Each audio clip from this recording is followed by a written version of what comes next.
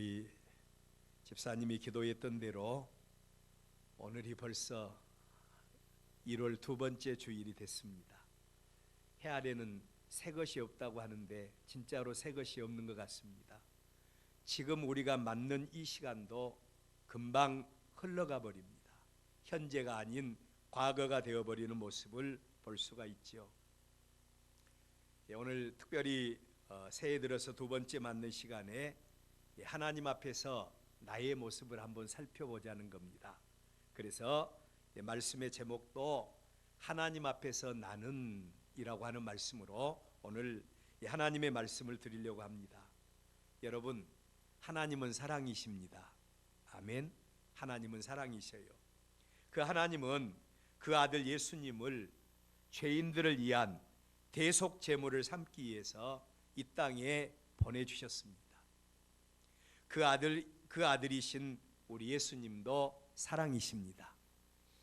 그 사랑이 얼마나 큰지 세상을 죄로 인해서 영원히 멸망당할 사람들을 구원하기 위해서 친히 사람의 몸을 입으시고 죄인의 모습으로 이 땅에 오실 결심을 하신 분이 예수님이셔요.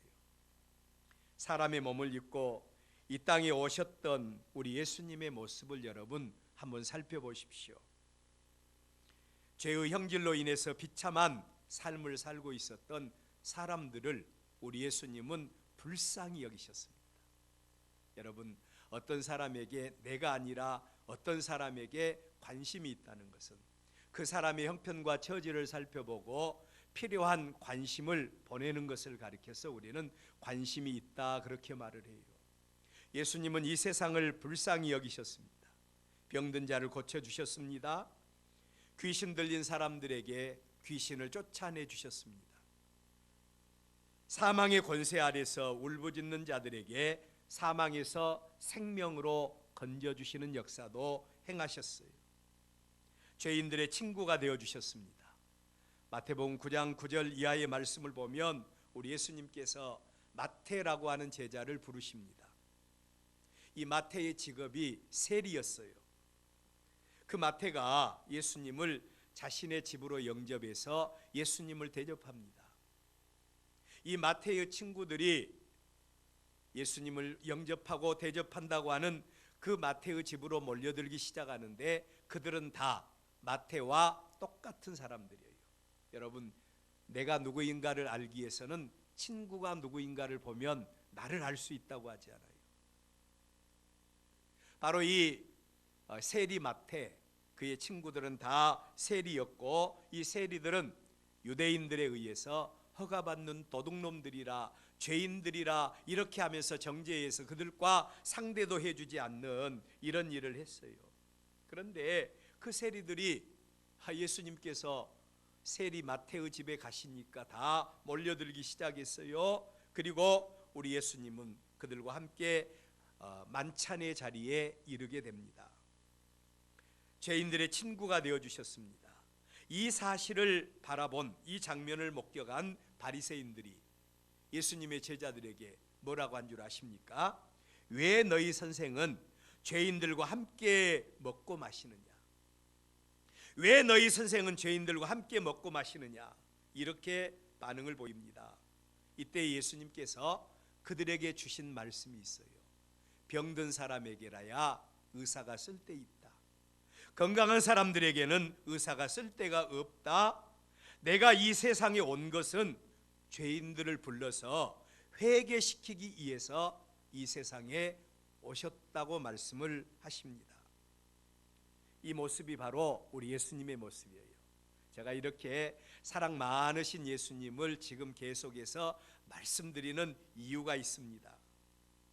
예수님께서는 이렇게 고통당하는 자를 사랑하셨어요.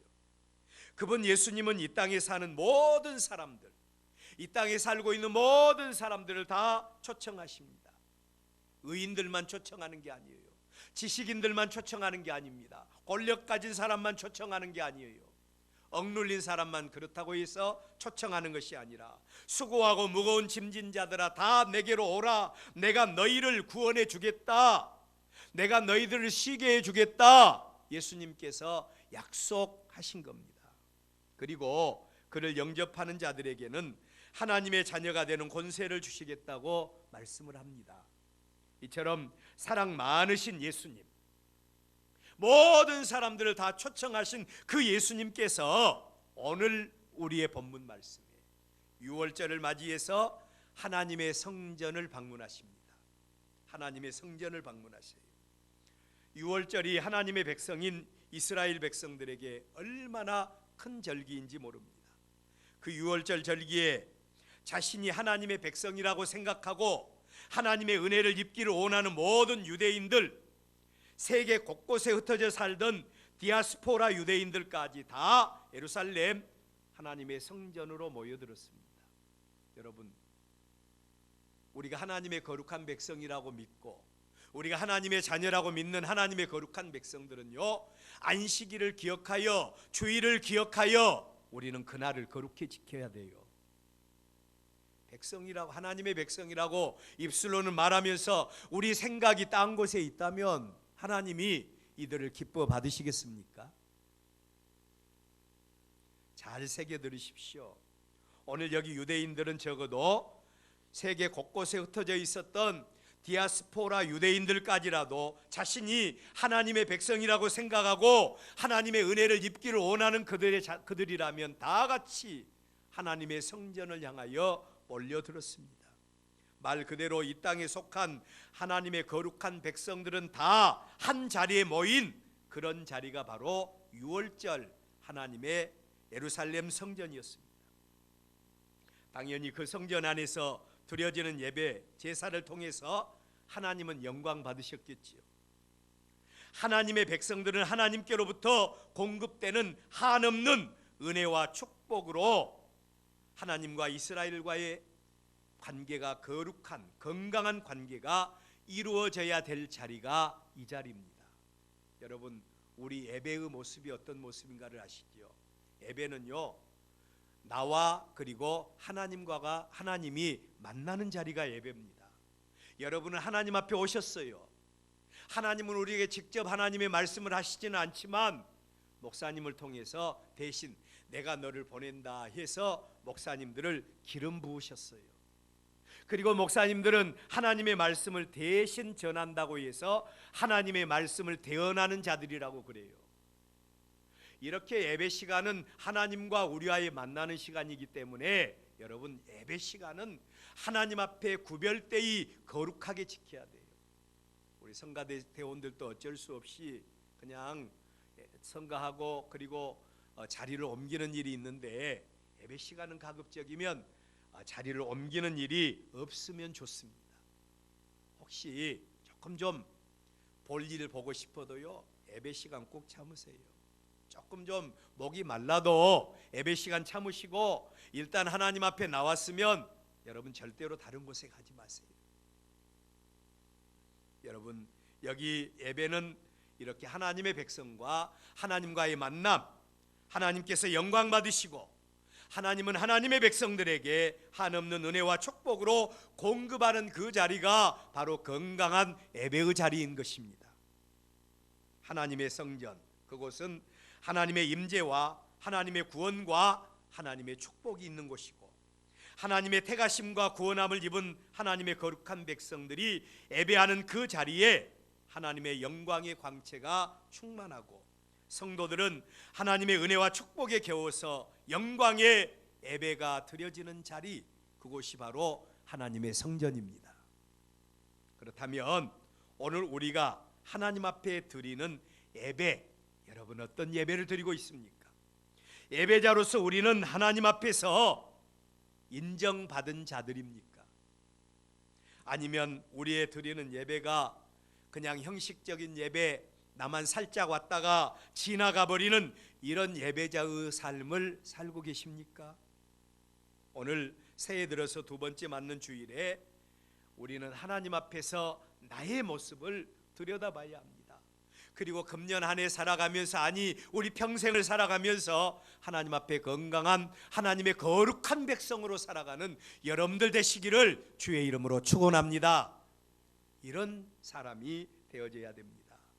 여러분, 첫째로 생각할 말씀은요, 하나님의 백성들은 기본적으로 하나님의 백성들은 기본적으로 예배자가 돼야 됩니다. 예배자가 돼야 됩니다. 오늘 우리의 본문은 이스라엘 백성들이라고 하는 사실이 기본 베이스로 깔려 있는 모습이에요. 이스라엘, 하나님의 거룩한 백성, 하나님께서 영광 받으시기 위해서 세우신 자들, 바로 하나님의 백성이라고 하는 기본 베이스가 깔려 있는 자들입니다. 그 백성들이 하나님의 유월절에 하나님 앞에 나와서 유월절 제사를 드리는 장면이에요. 여러분, 이스라엘이 누굽니까? 하나님이 친히 택하시고 세우신 아브라함의 후손들입니다. 믿음의 자손입니다.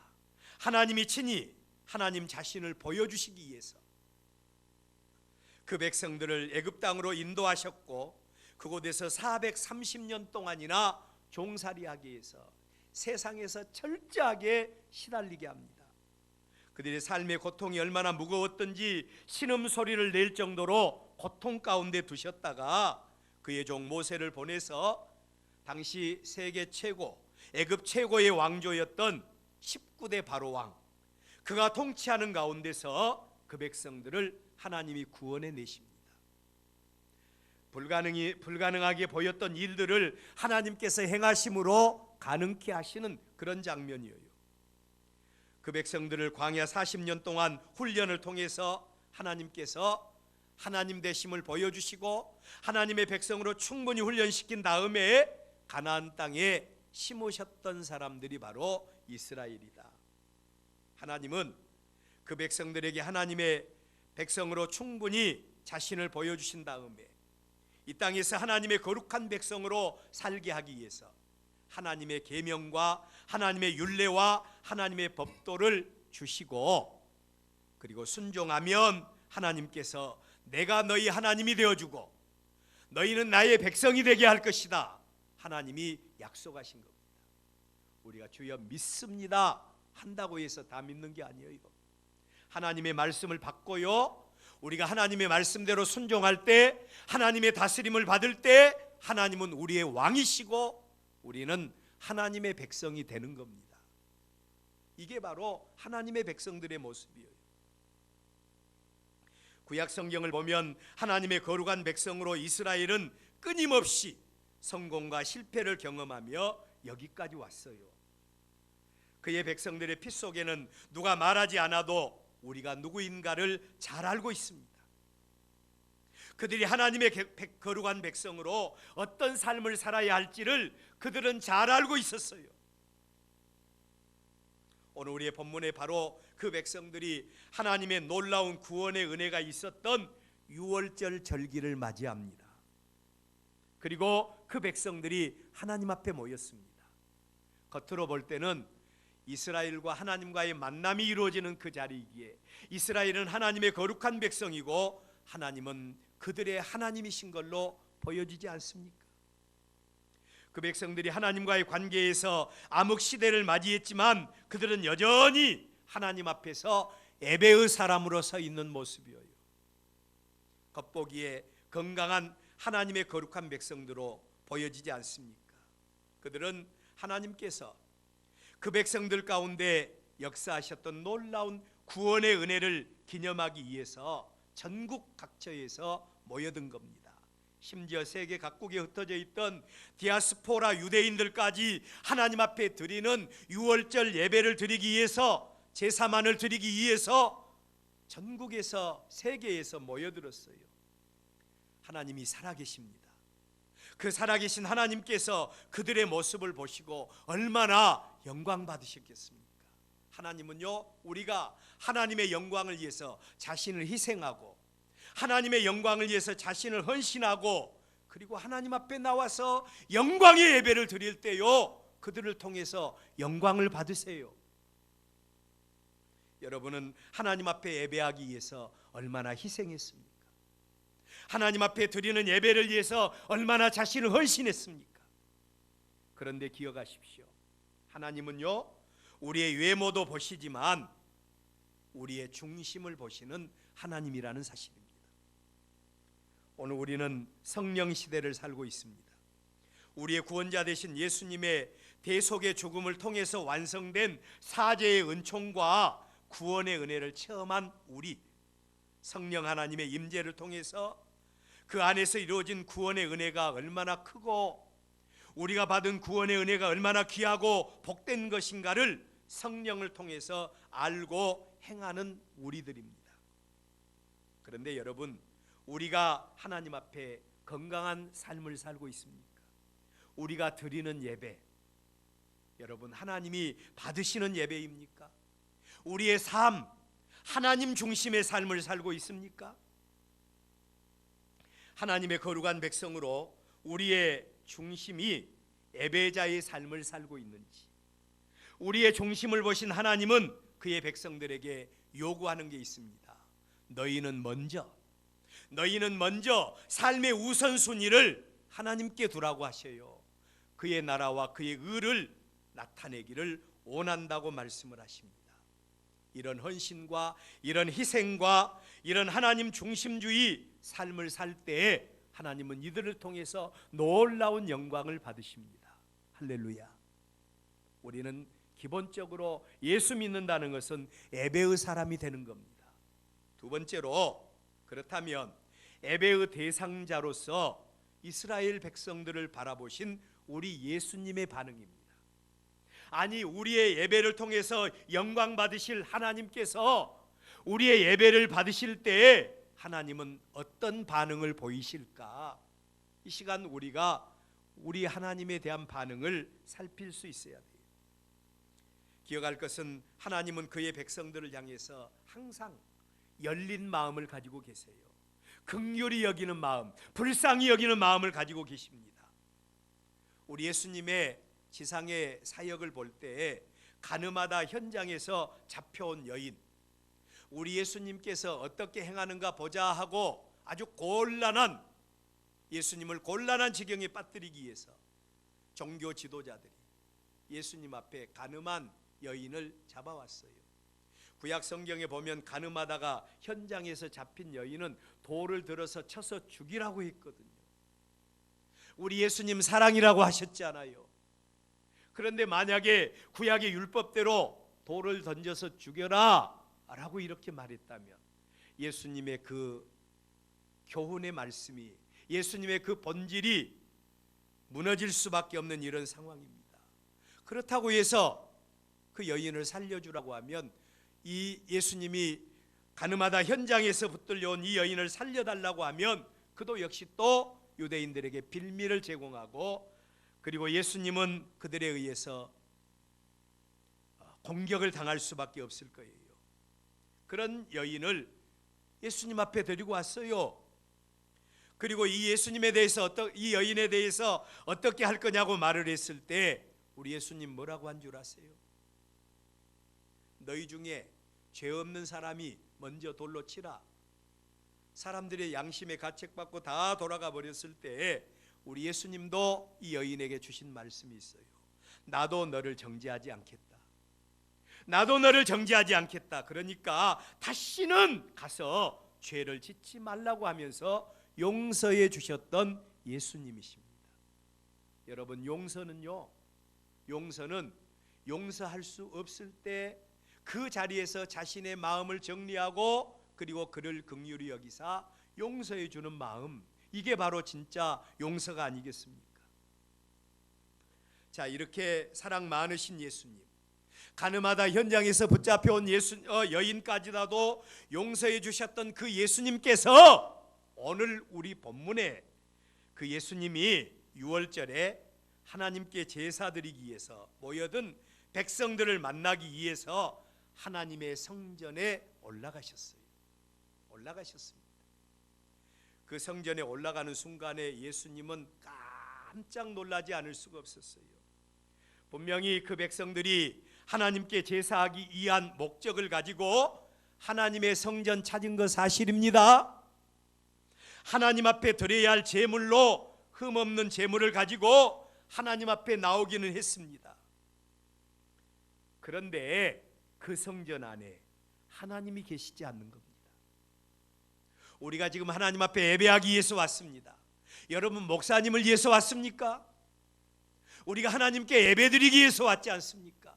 이 예배의 자리에 하나님의 임재가 있어야 그 교회가 진짜 교회인 거예요. 하나님이 없으면 이 교회는 교회일 수 없습니다. 그런데 예루살렘, 하나님의 성전, 이스라엘 백성들이 가장 귀하게 여겼던 유월절 예배를 드리는 그 자리, 많은 백성들, 디아스포라 유대인들까지 전 세계에서 하나님을 섬기는 자들이 다 모여 있는 그 자리인데, 하나님 앞에 드리는 예배의 예물도 풍성한 자리인데, 예수님께서 바라보실 때 그 자리에 하나님이 안 계신다는 겁니다. 명목상 관례적인 제사만 드려지고 있는 겁니다. 심지어 제사장들과 종교 지도자들과 결탁한 장사치들이 하나님 앞에 드리는 제사를 돕는다는 명목으로 하나님을 취리에, 하나님을 이익의 수단으로 삼고 있는 그 모습을 예수님이 목격한 겁니다. 이러한 성전의 모습과 이런 예배자로서의 이스라엘 백성들의 모습을 바라보신 예배의 대상자이신 예수님, 예배의 대상자이신 하나님, 어떤 반응을 보였겠어요? 그들을 바라보시면서 그들을 향해서 화를 내셨습니다. 하나님이 영광을 받아야 할 그 자리에서 화를 내셨어요. 그들을 정죄하셨습니다. 그들의 모든 상을 다 엎어버렸습니다. 그리고 하나님의 성전에서 그들을 쫓아내버렸어요. 아니, 예수님 언제는 수고하고 무거운 짐진 자들아 다 내게로 오라, 내가 너희를 구원해 줄 것이다, 내가 너희를 쉬게 해 줄 것이라고 하셨던 우리 예수님이 성전에 와서 예배드리기 위해서, 제사하기 위해서 온 이들을 하나님의 성전에서 쫓아내실 수 있습니까? 이율배반이 아닙니까? 그렇게 사랑 많으신 예수님께서, 그렇게 은혜와 긍휼이 풍성하신 예수님께서 왜 그들에게 대해서 화를 내시고 그들을 정죄하시고 그들의 성전에서 쫓아냈습니까? 기억하십시오. 우리 한번 따라서 해볼까요? 하나님은 모르고 지은 죄, 약해서 지은 죄, 어쩔 수 없는 상황 속에서 지은 죄. 여러분, 이런 죄는요, 우리가 하나님 앞에 하나님 잘못했습니다, 내가 하나님 앞에서 알지 못해서 그랬습니다, 약해서 그랬습니다, 회개하고 돌아오면 용서해 주세요. 근데요, 알고도 지은 죄가 있습니다. 알고 있으면서도 하나님의 영광보다도 자기의 이익을 위해서 지은 죄들에 대해서는요, 하나님은 절대로 용서하시지 않습니다. 하나님의 성전에서 쫓아내세요. 하나님은 그의 백성들이 인격의 중심에서, 지난주일에 말씀드렸죠, 하나님을 알고 정적으로 하나님을 믿고 삶 속에서 자신을 쳐서 복종시켜서 하나님의 뜻대로 순종하는 그 믿음의 사람들, 인격의 중심에서 하나님의 백성들이 하나님을 인정하시기를 원하세요. 그의 백성들이 겉으로는 하나님의 백성인 척, 겉으로는 하나님을 경외하는 척 하면서도 그들의 관심이 하나님께 있는 것이 아니라 그들의 관심이 자기에게 머물러 있으면 가차없이 그들을 내치시는 하나님이십니다. 여러분, 하나님은 구원의 하나님도 되시지만 하나님은 심판의 하나님도 된다는 사실을 기억하십시오. 이스라엘의 왕이, 첫 번째 왕이었던 사울 왕을 보세요. 그 사울 왕은요, 처음에도 그랬고 마지막도 그랬고, 그는 기본적으로 하나님을 믿는 왕입니다. 하나님을 인정했고 하나님의 음성을 들었고 하나님의 뜻대로 순종하려는 믿음을 가진 왕이 사울입니다. 그런데 그 사울 왕이 하나님 앞에서 실패했어요.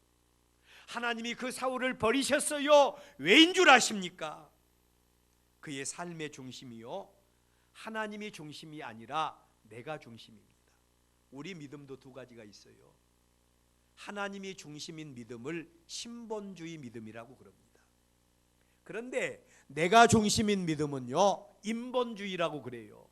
하나님은 인본주의 신앙은 인정하시지 않습니다.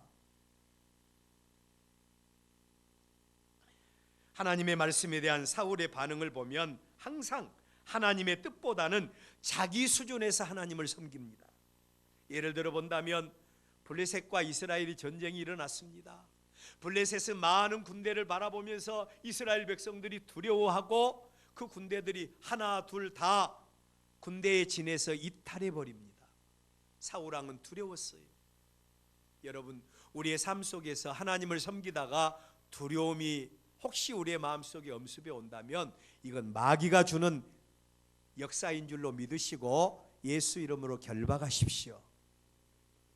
하나님께서 우리와 함께 하십니다. 그런데 사울 왕의 마음에 두려움이 생깁니다. 이렇게 두려움이 생기니까 또 마귀는 그 사이에서 장난을 해요. 사울 왕이 사무엘 선지자가 와서, 사무엘 제사장이 와서 하나님 앞에 제사를 드린 다음에 전쟁을 수행하도록 했는데 그 약속한 시간에 사무엘 선지자가 오지 않는 겁니다. 그러니 마음은 다급하지요. 제사장은 오지 않지요. 하나님 앞에 제사를 드리고 그리고 하나님의 도우심을 구하기는 해야 되겠는데, 백성들에게 보여주기는 해야 되겠는데 안 되겠다. 제사장만 드리는 제사를 자기가 대신 드려버리는 이런 죄를 범하게 됩니다. 하나님 중심이 아니라 자기 중심 신앙 가지면 자기 마음대로 하나님을 섬기려고 그래요. 이게 바로 인본주의 신앙이에요. 그것뿐만 아니에요. 사울 왕은요, 하나님께서 아말렉 백성들과의 전쟁에 대해서도 그 백성들을 진멸하라고 했는데 하나님의 말씀보다는 자기 중심의 행동을 취해버리는 모습입니다. 이런 사울 왕에 대해서 살아계신 하나님이 반응을 보이셨습니다. 사울아, 네가 그래도 그 어려운 가운데서도 내 뜻대로 살려고 했냐? 흉내라도 내줘서 고맙다. 하나님이 이렇게 반응했을까요? 아닙니다. 하나님께서는요, 이 사울 왕에 대해서 그 사울 왕을 하나님이 버리셨습니다.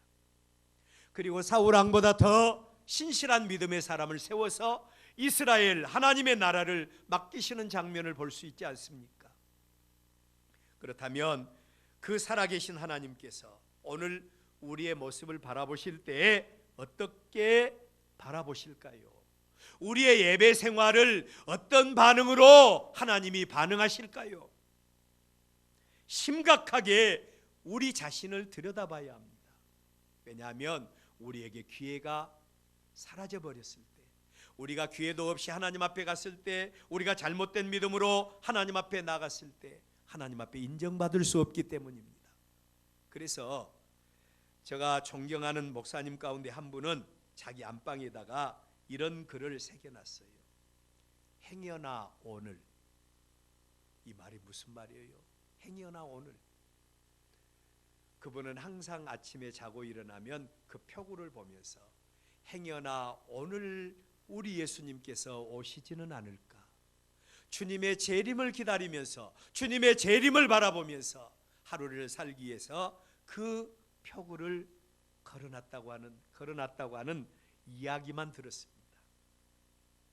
여러분, 오늘 우리가 하나님 앞에서 우리의 믿음이 어떤 믿음인가, 우리의 믿음을 늘 확인해야 됩니다. 기회가 있을 때 확인하십시오. 그래야 하나님 앞에 인정받는 우리가 되어져야 됩니다. 오늘 우리의 예배와 우리의 믿음은 하나님 중심입니까? 아니면 자기 중심입니까? 유월절 제사를 드리기 위해서 하나님의 성전을 방문한 이스라엘을 정죄하셨던 우리 예수님께서 혹시 우리를 바라보시면서 성전 안에서 쫓아내버리는, 그래서 나와 상관이 없는 자라고 우리를 쫓아내는 이런 반응이 우리에게 있다면 얼마나 가슴 아픈 반응입니까? 우리 모두가 하나님이 영광 받으시는 예배자 되시기를 축원합니다. 하나님이 영광 받으시는 예배자가 되어야 됩니다. 마지막으로 하나님 앞에서 건강한 믿음, 하나님이 영광 받으시는 믿음은 어떤 믿음입니까?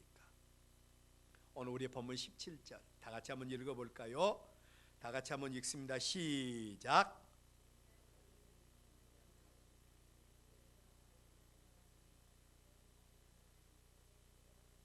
아멘. 자, 여러분, 우리의 길이요 진리요 생명이신 예수님, 우리의 구원주가 되시고 나를 따르라, 나를 믿는 자는 죽어도 살겠고 살아서 믿는 자는 영원히 죽지 아니하리라고 말씀하신 그 예수님께서 그 제자들 앞에서 보인 하나님이 영광 받으시는 믿음은 이런 믿음이야 라고 보여주셨던 세 가지 믿음의 요소가 있습니다. 첫째로는 사람을 보지 않고 오직 하나님의 영광만을 바라보는 믿음, 그 믿음을 통해서 하나님 영광 받으신 줄로 믿으시기를 바랍니다. 지금 예수님 앞에는 유월절 제사를 위해서 대제사장이 하나님의 성전에 왔어요. 대제사장을 비롯한 유대의 종교 지도자들이 성전 안에 줄비하게 모여들어서 있습니다. 그리고 성전 안에는 장사하는 자들도 대제사장과 종교 지도자들과 결탁된 자들입니다. 그들의 세력은 막강히 있습니다. 이들 앞에서 설령 그들이 잘못하고 있다고 해도 야야 너희들 그러지 마라, 그러면 안 돼, 이 정도가 아니었어요. 예수님은 하나님을 향한 열심이 있었어요. 그래서 이들을 바라볼 때 견딜 수가 없는 거예요. 그래서 그냥 예수님은 그들을 채찍을 만들어서 짐승을 쫓아내고 비둘기 팔고 돈 바꾸는 상을 엎어버리고 하나님의 성전에서 너희 같은 놈들은 필요 없어 쫓아냅니다. 여러분, 우리의 신앙생활은요, 은혜와 심판이 동반돼야 됩니다. 우리가 하나님 앞에 바로 서기 위해서 몸부림쳐야 되고요, 잘못된 믿음에 대해서는 철저하게 회개하는 저와 여러분이 되어져야 돼요. 그래야 살아있는 믿음을 소유할 수 있어요. 예수님이 바로 그 믿음 가졌어요. 사람을 보지 않았습니다. 오직 하나님의 영광만을 바라보는 믿음을 가졌습니다. 이게 바로 하나님이 영광 받으시는 믿음입니다. 두 번째로, 하나님께서 영광 받으시는 믿음은 하나님의 언약, 이 언약을 다른 말로 하면 약속이라고 그래요. 하나님의 뜻, 이런 것들이 무엇인가를 알고 하나님의 언약의 말씀과 하나님의 뜻을 이루어드리기 위해서 몸부림을 치는 믿음, 이 믿음을 통해서 하나님은 영광 받으십니다. 예수님은 자신이 누구인가를 분명히 아셨어요. 예수님은 또 자신을 통해서 이루실 하나님 아버지의 뜻이 무엇인가를 알았습니다. 그랬기에 이 일을 위해서 자신을 온전히 던져버릴 수가 있었어요. 무엇이 우리의 믿음을 능력 있게 합니까? 무엇이 우리로 하여금 하나님을 영화롭게 할 수 있습니까? 하나님 아버지의 뜻이 무엇인가를 분명히 아는 것입니다. 여러분, 저는 우리 엘베델 교회 성도들이 성경 공부하는데도 좀 열심히 있었으면 좋겠어요. 하나님을 좀 알려고 열심을 좀 가졌으면 좋겠어요. 근데 이단에 빠진 사람의 특징이, 여러분, 성경을 알려고 몸부림을 치는 사람들이 이단에 많이 빠져요. 아니 목사님, 그러면 우리는 어떻게 해야 됩니까? 성경을 알되 하나님을 바로 알기 위해서, 하나님께 더 가까이 나가기 위해서 성경 공부를 하는 사람은 하나님께서 더 큰 은혜로 역사해 주실 줄로 믿습니다. 근데 자기의 지식을 충족시키기 위해서, 자기의 논리를 충족시키기 위해서, 자기의 이성을 충족시키기 위해서 성경 공부하는 사람들이 있죠. 내가 기성교회에 몇 년 다녀봤는데, 몇십 년 다녀봤는데 우리 목사님이 한 번도 하지 않는 말을 여기 오니까 하더라, 그러면서 이단을 찬양하는 사람들이 있네. 자기의 이성을 충족시키려고 하는 이런 사람들, 대부분 마지막 종착역이 이단입니다. 이단에 빠져요. 나를 충족시키는 것이 아니라 하나님 더 잘 믿기 위해서, 하나님의 뜻이 무엇인가를 분별하기 위해서 성경을 더 깊이 아는 것, 이게 매우 중요해요. 예수님은 하나님 아버지의 뜻이 무엇인가를 분명히 알았습니다. 하나님을 영화롭게 하는 믿음이 하나님 아버지의 뜻이 무엇인가를 아는 겁니다. 지난 시간에 우리 교회 집사님들 5명을 임명을 했어요. 저는 그들이 먼저 사람을 보기 전에 하나님 앞에서 바로 서기를 원합니다. 하나님의 뜻이 무엇인가를 알고 5달란트 받은 사람들과 같이 충성하십시오. 그리고 열매 맺으십시오. 5배의 결실 맺으세요. 하나님의 기쁨이 될 줄로 믿습니다. 마지막으로 하나님이 영광 받으시는 믿음은 나를 통해서 이루실 하나님의 뜻이 무엇인가를 알고 과감하게 선포하고 과감하게 그 일을 위해서 헌신하고 희생하는 믿음. 하나님이 영광 받으십니다. 19절 예수님께서 말씀하십니다. 너희가 이 성전을 헐어버려라. 내가 사흘 동안 일으킬 것이다. 말씀하세요. 시간이 많이 가기 때문에 설명을 하지 않습니다. 이 시간 우리 자신들에게 심각하게 한번 물어봅시다. 하나님 앞에서 나는 누구입니까? 하나님 앞에서 나는 누구입니까? 하나님 앞에서 내가 드리는 예배, 우리가 드리는 예배는 어떤 모습입니까? 하나님이 영광 받으시고 기뻐하시는, 하나님이 응답해 주시는 예배를 드리고 있습니까? 아니면 하나님이 없는 예배를 드리고 있습니까? 오늘 2020년도를 출발하면서 저와 여러분이 하나님 앞에서 나의 모습을 점검하십시오.